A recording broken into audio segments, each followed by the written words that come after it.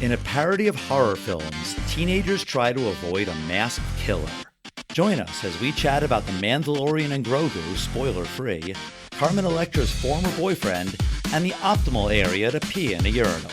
Then we see if 2000's scary movie stands the test of time. Don't you think that everybody has their own opinion? It's the test of time. James and Alan are gonna tell you what they say. Come on, baby. Do the movies you love still hold up today? I said, do the movies you love still hold up today? Yes, so. You wanna watch something new, but all you think about is James can't say Gladiator. Hey, baby, Ellen says I'm a dad. Hey, baby, you wanna watch something new, but all you can think about is Gladiator. Hey, baby, and Ellen says, hey, it's a vibe, yeah, whatever.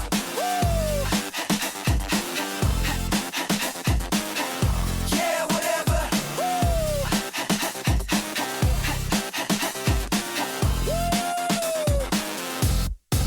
Yes, oh. Hello, everyone, and welcome to another episode of The Test of Time. I'm James Brief, and joining me again, as always, our director, Alan Noah. How you doing, Al? Hi, James. I am doing very well, and I want to talk to you about the new Star Wars movie I saw. Obviously, I'm talking about Star Wars, The Mandalorian and Grogu. If I'm remembering right, you started watching the series, but then you fell off somewhere along the way. Is that right? I didn't watch the third season, which I heard wasn't great, and I think season 2.5, you had to basically watch the Book of Boba Fett. But what do you think as a Star Wars fan, as a movie fan? Who'd you see it with? And first impressions. Okay, so I saw it with the whole family, myself, Courtney, the kids. Eli at first was non-committal and then said that he didn't want to go see it. And then the next day was like, no, this movie looks fire. I want to go. And I was very excited because I was a little disappointed and slightly butthurt when he said he didn't want to come see a Star Wars movie with me. That would have been the first time that would have happened in his life. So I'm glad that he came. And also my buddy Pete and his two kids came along. How old are his kids? Same as mine, 16 and 12. So honestly, like my first impression, and of course I'm going to say all of this spoiler free because I know you do not like spoilers. I was grinning ear to ear, start to finish. I was having so much fun. The opening sequence was thrilling and fun. The whole movie was just really, really enjoyable. That is kind of some of the criticism that I've seen of the movie, that it's just very light and it doesn't really advance the narrative and it doesn't really move the needle and it could have just been a couple of episodes of the show. All of that is valid. I really can't refute any of those points. Really, my only counterpoint is, so what?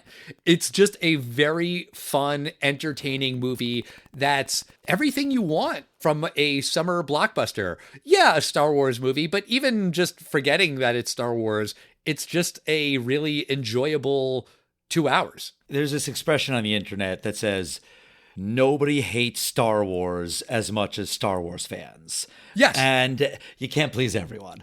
No, you can't. I feel like you want Star Wars to move away from the Skywalkers. So the fact that some criticism is like, well, it didn't tie into the larger Star Wars narrative.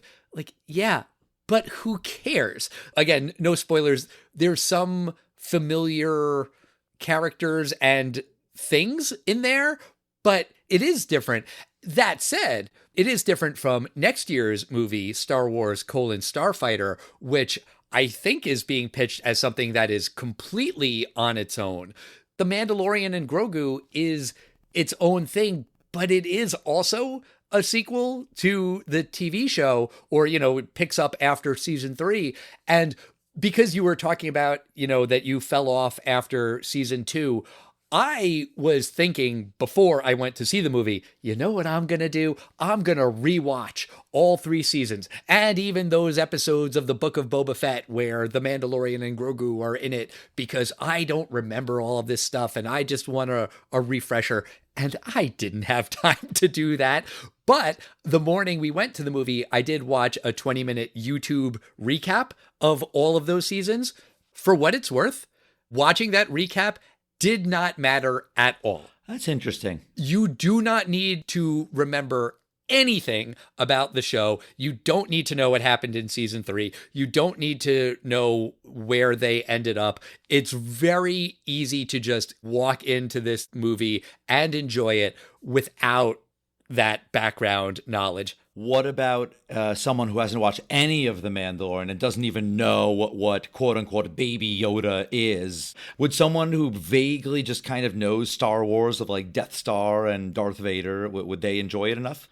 I think so. I mean, there's text on screen that starts the movie with just a little bit of background that here's a guy and here's his young companion, and you pick up on it very quickly that Grogu is a baby, the Force sensitivity thing, you'll figure out. I mean, as a guy who's watched every episode of the Clone Wars and Rebels and all of these things, I could point to a couple of characters and things that are familiar to me, but it does not matter. Like, there's a creature that the Mandalorian is with, and I know his backstory, and Courtney didn't, and it doesn't matter. It made no difference in my enjoyment of the movie. We haven't mentioned it yet. It's directed by Jon Favreau. Right. He's realistically responsible for turning Disney live action into a thing. Yeah. Because he directed the Jungle Book. Cinderella was first, but he started the MCU. Yeah. Because he directed Iron Man with no script. And based on this, I'm looking forward to seeing it. I think you will enjoy it. I really genuinely do. But let's talk about Scary Movie. We're talking about the movie that came out in 2000. The 6th installment of the franchise is coming out the same day as this podcast, June 5th. It's not called Scary Movie 6. It's called Scary Movie. I'm assuming they're doing the same thing that Scream did with Scream 5, I think was called Scream. And then they went back to 6 and 7. They're following the Scream requel kind of formula. So why don't you give our listeners a recap of what this movie is all about, James? So Scary Movie, if you hadn't seen it, like I hadn't, this is my first time seeing it. Oh. It's a comedy spoof of popular horror films from the 1990s, especially Scream and I Know What You Did Last Summer, but as well as others. It follows a group of high school friends who accidentally kill a man in a hit-and-run accident and agree to keep it secret. A year later, they begin receiving mysterious threats from a mass killer who seems to know what happened. As the body count rises, the friends try to uncover the killer's identity, and hilarity ensues. And blood is shed. Sure, I guess. And I don't need to ask you if this was a hit when it came out, because I remember it was a huge hit, and it did spawn many sequels. Yeah, you're exactly right. It had a $19 million budget, so that's very little for a movie in 2000. It released on July 7th, 2000, and it opened at number 1 with $42 million. Wow. It wound up grossing $157 million, and it grossed $278 million worldwide. The second biggest grosser was Scary Movie 3. 3 was the one without any of the weigh-ins. Right. So let's get into the movie. First, Al, had you seen this film? And if so, did you see it in the theater? Yes, I saw it. I don't think I saw it in the theater. Maybe. I remembered bits and pieces of it, and I was wondering if I had seen Scary Movie 2. I think I only thought that because I remembered the parts of this movie that parody Scream 2, and that's just because Scream and Scream 2 had been released by the time Scary Movie 1 had come out. So I don't think I've seen any of the others. And I remembered that it started with basically a very specific parody of the opening scene in Scream with a young girl at home alone. She gets a phone call. Do you like scary movies? And then a guy comes and kills her. In this movie, she's played by Carmen Electra. The character's name is Drew because in Scream, the first girl killed is played by Drew Barrymore. And there's a lot of name references in this movie that I don't think are at all clever, and I would even argue are distractingly stupid. They're kind of like Mad Magazine, quote unquote, parody names. The most obvious is Cindy Campbell, played by Anna Faris. She is based on Sydney Prescott, so Cindy, and Sydney Prescott is played by Neve Campbell, so they name the character in Scary Movie Cindy Campbell. Is that supposed to be funny? No, there's also Greg Philippe, who is Ryan Philippe's character. Is it funny? No, it's not. It's just stealing the actor's last name. Right. And then, of course, there's the character in Scream, played by David Arquette, who's Dewey in Scream. His name is Doofy. In Scary Movie. In Scary Movie, yeah. Bobby Prinz is like Billy from Scream, and then Freddie Prinz Jr. Gail Weathers in Scream, Gail Hailstorm. They didn't even change the first name on that one. And they just forgot to have a punchline. They're like, all right, we'll put Gail Hailstorm because that's what the weather, and we'll think of something funny. And then they forgot to replace that placeholder. I think there's a lot in this movie that is placeholder kind of comedy where they could have done something funnier and they did something pretty basic. What's Buffy's last name in the in the movie? Because it's Buffy Gilmore in this movie. That's Shannon Elizabeth's character. I didn't know what Buffy was necessarily referring to. Sarah Michelle Gellar. I mean, I guess it was that character, but was it trying to be that she's ditzy? Because Shannon Elizabeth's character is kind of ditzy. I never saw Buffy the Vampire Slayer, but she's not supposed to be stupid, right? No. I didn't think so. I think in the Buffy movie, she's kind of ditzy. I really don't remember that. But in the show, no, not at all. She is a badass, cool character who is not at all ditzy. But there are some things that are funny in the opening scene with Carmen Electra. She does the line about my boyfriend is big and a football player and he's going to kill you, which I'm pretty sure Drew Barrymore says in Scream. And then you see her boyfriend's tied up outside and it's supposed to be Prince. I kind of forgot that Prince and Carmen Electra dated in real life. So that's a meta Carmen Electra joke. Also, the killer is looking at Carmen Electra in Playboy. And then when he stabs her, the blade goes into her breast implant. So even though this is a fictional high school student named Drew, it's also kind of sort of Carmen Electra, wink, wink, get it, audience? I had no idea that Carmen Electra and Prince were an item. Yeah, Prince discovered Carmen Electra. I didn't understand the punchline of Prince. I think you just kind of hit on something there, which is you didn't get the joke because you didn't know that Carmen Electra dated Prince, which, by the way, totally fair. But there are a lot of things in this movie that are big fat winks to the audience where it will only be funny if you get the reference. Right. And I mean, honestly, even this entire scene with Carmen Electra, I don't know how funny it would be if you hadn't seen Scream and you didn't get the reference. There's a scene later, which is basically the setup scene from I Know What You Did Last Summer when they're all in the car and they hit the guy. I mean, there's jokes in there that are, I guess, unique to Scary Movie, where it turns out the guy's totally fine and he's like, no, don't worry, I'm okay. And then they throw the bottle and that hits him and that kills him. So, but there. But just a lot of this movie is really dependent on you understanding these cultural references. I absolutely agree.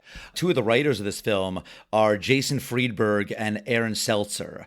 They are the gentlemen that were responsible for a slew of movies in the middle of the 2000s, like one or two a year. Date movie, epic movie, disaster movie, Meet the Spartans. Right. I didn't see them, but all jokes that I saw from them were either painfully unfunny or they were simply references to pop culture. Yes. I remember one of them, I think it might be Meet the Spartans, I saw a commercial, and it was simply like one of the Persians approaching the Spartans, and then they did the whole, leave Brittany alone. Remember that thing from 2006 or 7? Yeah. You know, that's got to be 20 years old at this point. So Jason Friedberg and Aaron Seltzer are credited as writing this movie, but the weigh-ins say that their script had nothing from either Jason Friedberg or Aaron Seltzer. What happened was Friedberg and Seltzer wrote a movie called Scream If I Know What You Did Last Halloween.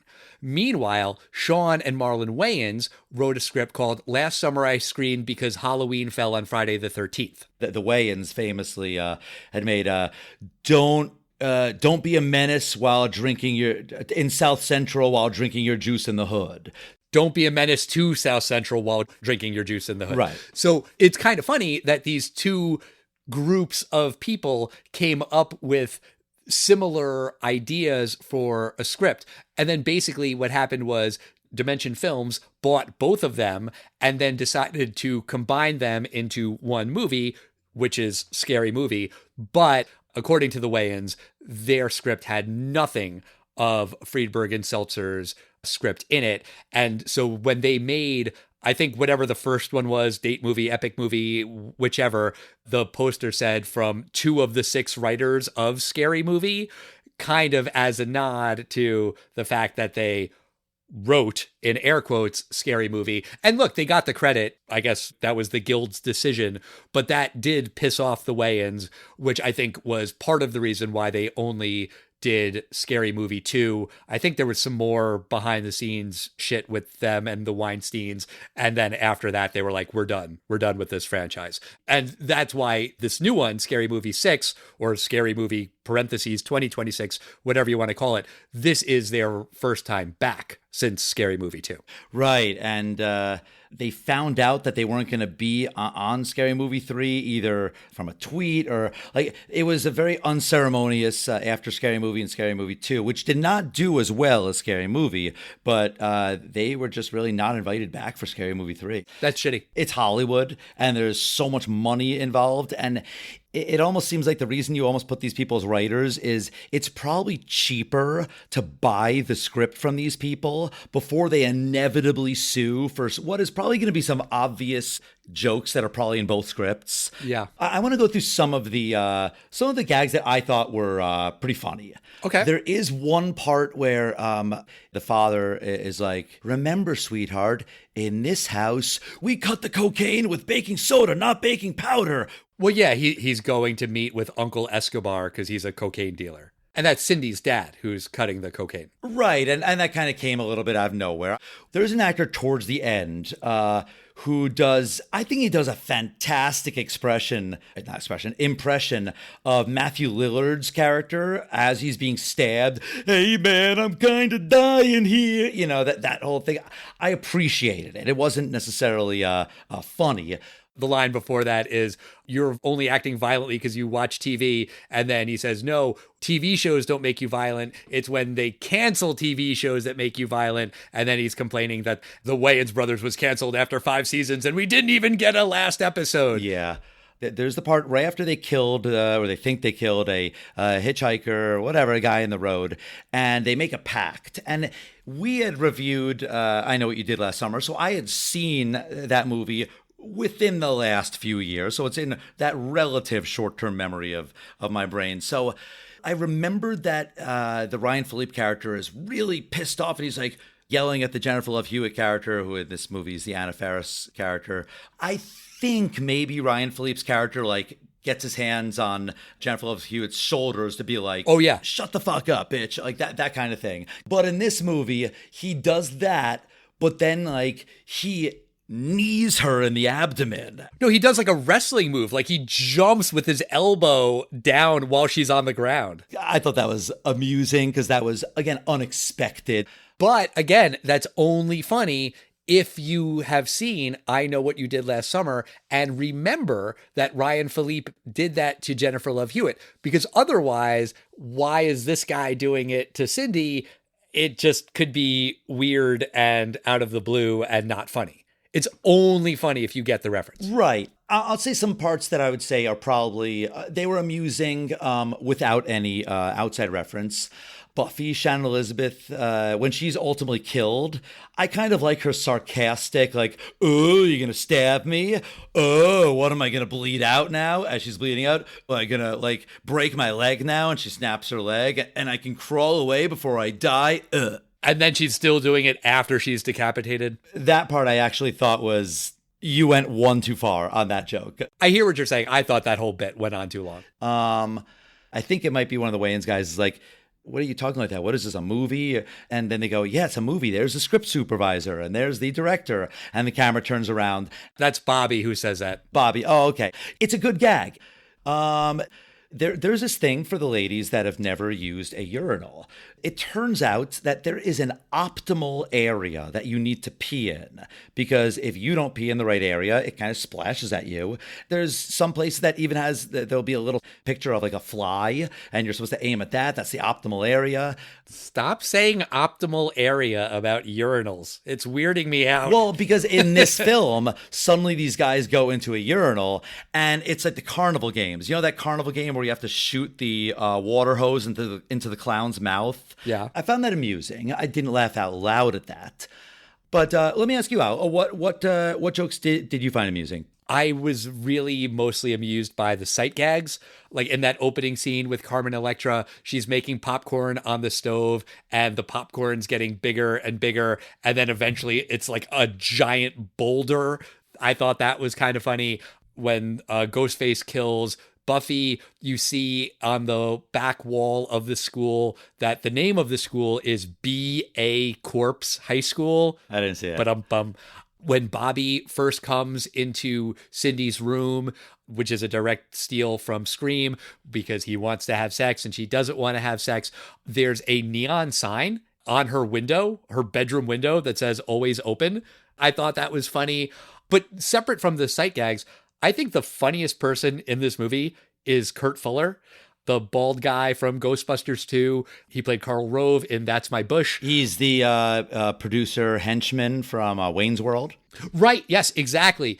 I think he is so goddamn funny in this movie. I kind of saw the gag coming when he says to Cindy, hey, I want you to look at some of these pictures, and you think it's going to be of the crime scene or suspects, but it's just him in a bikini.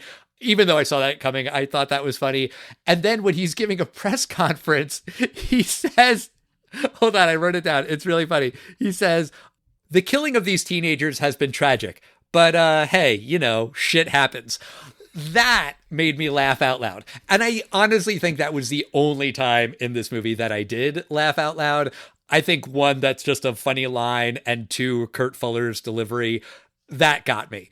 I found most of the jokes in this movie to be pretty dull, and I get that the Wayans were going for out there comedy and they're not PC and they're gonna go for the edgy kind of humor, and that's fine.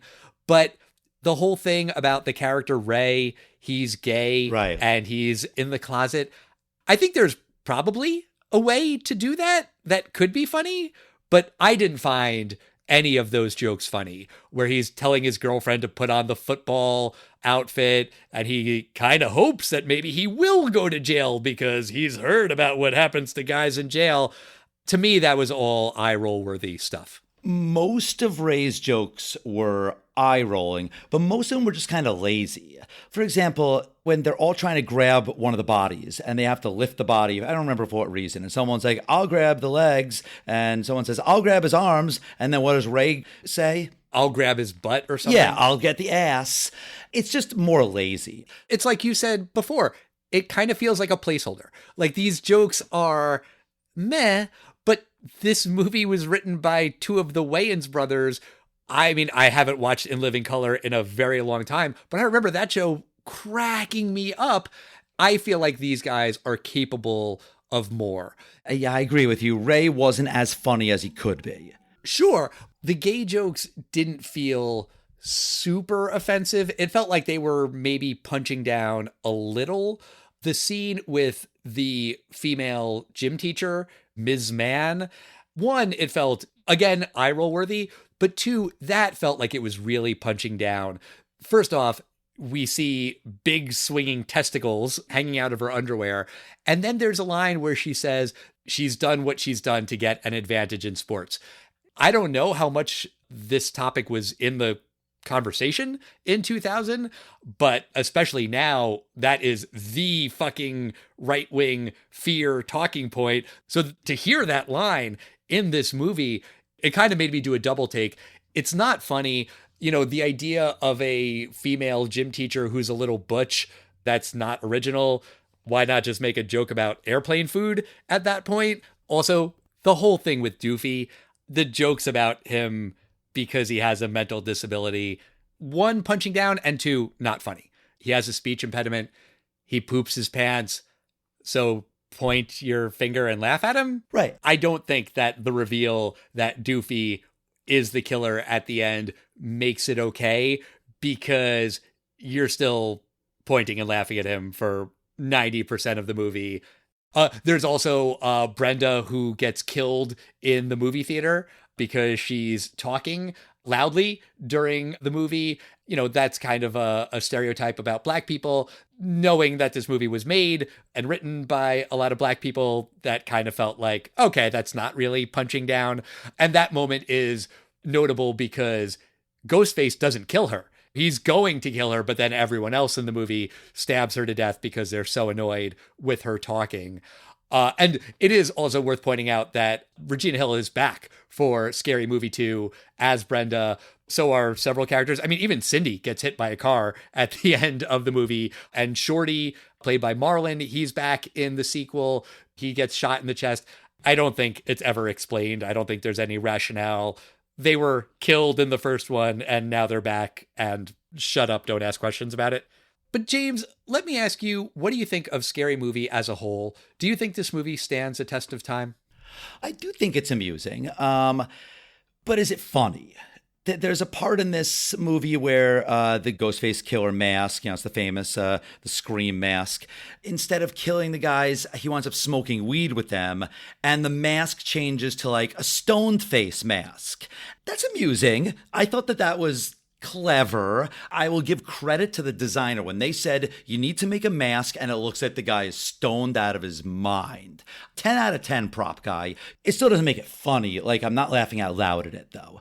I think there's a lot of really corny, outdated jokes in this film that, forget if you had not seen Scream, or I know you did last summer, but there's references to Amistad. You also had the Wazap Budweiser commercial from over 20 years ago. Right. They reference Candid Camera. Someone talks about not just the Spice Girls, which I'll argue have stood the test of time. Okay. But they make a reference to Ginger Spice leaving the Spice Girls. These are incredibly niche things. I didn't think it was that bad of a film, but I didn't laugh once. And it's possible that this next film is actually pretty good, but I have zero interest in watching Scary Movie 2 through 5. For me, this is a no. It doesn't stand the test of time. Comedies are tough to stand the test of time. Yeah. But what do you think, Al? Does Scary Movie 2000 stand the test of time? Well, one thing about the new one, I do believe that this new one could do well because horror movies are still doing well. When Weird Al does interviews and people ask why he doesn't do parodies anymore, he says that there isn't a monoculture anymore. There's some validity in that. I still wish he would make more parodies. But in the late 90s, everybody knew Scream and everybody knew I Know What You Did Last Summer. Now, I don't know that everyone knows every movie, but I bet the horror fans that are going to see the new Scary Movie are going to get the references to the new horror movies, because horror fans are loyal, horror fans love horror movies, and they'll get all of the references. So I can imagine that the new one will do well. I also wanted to mention, because you referenced the "What's up" spoof, that came up recently with my daughter. I think it was on an old Futurama that we were watching, and in one of the new episodes of Scrubs. I paused it and I was like, you don't get this reference. I'm going to show you the old commercial. It's really, really dumb, but I bet I'm going to laugh really hard. And she thought it was really dumb, and I still laughed really hard. But yes, to your point, that is a dated reference. There are so many dated references. When the teacher jumps off the roof and kills himself, it's because Cindy is screaming, "What are you waiting for?" Which is another direct lift from I Know What You Did Last Summer. Maybe if you didn't see the Blair Witch Project, you would still laugh at Gail doing her confession to the camera just because there's so much snot. Maybe you would find that funny. fine, but you really have to get the references. The end twist that the real killer is Doofy. You think it's Ray and Bobby, but then they say that they haven't actually killed anyone. They're just copying the real killer. They don't know who it is. It's Doofy, ha ha ha. And you find that out in a parody of the ending of The Usual Suspects. Again, would that be funny if you didn't see The Usual Suspects? Probably not. You have to know all of these things to find the humor funny. I mentioned Weird Al before. Obviously, I'm a huge Weird Al fan, but I think part of the reason that Weird Al's parodies work so goddamn well, and so many of his songs have stood the test of time, is because you don't have to know the original song that he's parodying. Great if you do. Ridin' by Chameleonaire featuring Crazy Bone, that's all about racial profiling of cops pulling over black people for no reason other than they're black. You don't have to know that to think the Weird Al parody White Nerdy is funny. That's just making fun of white nerds like us. You don't need to have watched Mandalorian season 1 and 2 and 3 to enjoy Mandalorian and Grogu. Exactly. You don't have to have done your homework to enjoy a Weird Al parody. I really feel like you have to have done your homework to enjoy Scary Movie, which again, I don't think was asking a lot of movie audiences in 2000 because of the monoculture. Clearly, a lot of people saw this movie and enjoyed it. It made so much money. It is also worth mentioning that this movie is a parody of I Know What You Did Last Summer and The Usual Suspects and Blair Witch Project, but really and truly, it's a parody of Scream. And Scream, in and of itself, is a meta, self-aware commentary on horror movies.